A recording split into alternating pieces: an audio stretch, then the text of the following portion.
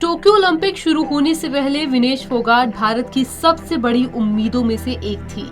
देशवासियों को पूरी आशा थी कि हरियाणा की ये छोरी फ्री स्टाइल कुश्ती के 53 किलोग्राम भार वर्ग में मेडल लाएगी, लेकिन विनेश क्वार्टर फाइनल में ही हार कर बाहर हो गई और अब विनेश एक बड़ी मुश्किल में फंस गई हैं। रेसलिंग फेडरेशन ऑफ इंडिया ने टोक्यो में अनुशासनहीनता बरतने के लिए महिला पहलवान विनेश फोगाट को अस्थायी रूप से निलंबित कर दिया है। वहीं सोनम मलिक को गलत व्यवहार के लिए नोटिस जारी किया गया है। फेडरेशन ने दोनों खिलाड़ियों से 16 अगस्त तक जवाब देने को कहा है। विनेश फिलहाल फेडरेशन की किसी भी स्पोर्ट्स एक्टिविटी में हिस्सा नहीं ले पाएंगी। विनेश पर 3 गंभीर आरोप।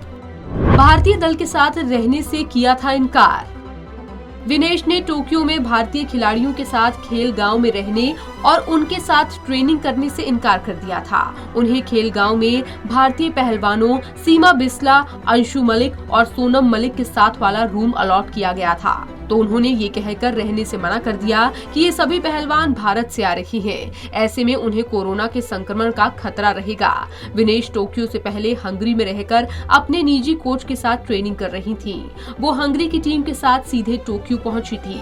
पदाधिकारियों का कहना है कि हंगरी में ट्रेनिंग का लाभ विनेश को तो हुआ नहीं, पर हंगरी कोच की पत्नी भारतीय पैसों और संसाधनों का उपयोग करते हुए ओलंपिक में पहुंच गई। भारतीय कोच की अनदेखी की। फेडरेशन का कहना है कि विनेश ने ट्रेनिंग स्केड्यूल में भारतीय प्रशिक्षक के साथ ट्रेनिंग नहीं की। भारतीय पहलवानों के साथ अभ्यास से भी इनकार कर दिया।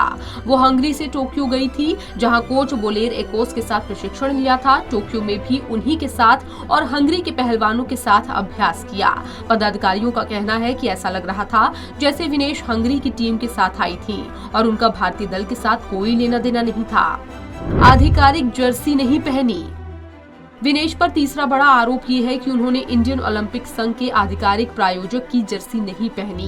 मुकाबले के दौरान वो निजी स्पॉन्सर की जर्सी पहनकर उतरी। अधिकारियों का कहना है कि पूरे ओलंपिक टूर पर लगा ही नहीं कि विनेश भारतीय दल का हिस्सा है। महावीर फोगाट बोले, अनुशासनहीनता बर्दाश्त नहीं।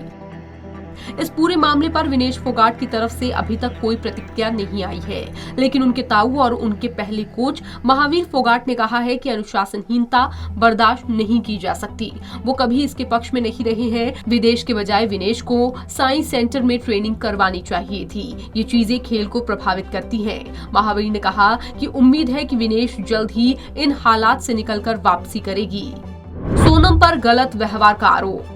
पासपोर्ट लेने समय पर नहीं पहुंची सोनम। रेसलिंग फेडरेशन ने सोनम मलिक को भी नोटिस जारी किया है। सोनम पर आरोप है कि ओलंपिक के लिए रवाना होने से पहले सोनम या उनके परिवार को भारतीय कुश्ती संघ के कार्यालय से पासपोर्ट लेना था। छुट्टी के बावजूद कार्यालय में लोग इंतजार करते रहे, लेकिन सोनम या उनके परिवार से कोई नहीं पहुंचा।